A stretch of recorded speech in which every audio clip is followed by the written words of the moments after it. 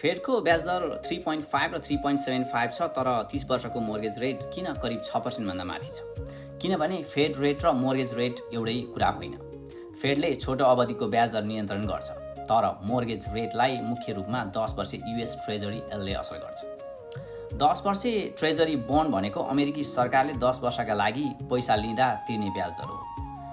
यसको रेट बजारका लगानीकर्ताहरूले निर्धारण गर्छन्।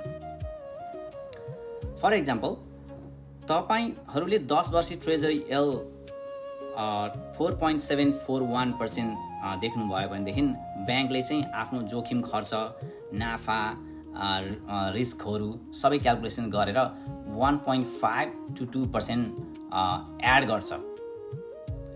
त्यसपछि तपाईँको मोर्गेज रेट तयार हुन्छ 6.24% अथवा 6.74%। त्यसैले फेड रेट घट्यो भन्दैमा मोर्गेज रेट तुरुन्त घट्दैन। मोर्गेज रेटलाई बुझ्न 10 वर्षे ट्रेजरी एल हेर्नुपर्ने हुन्छ। Thank you.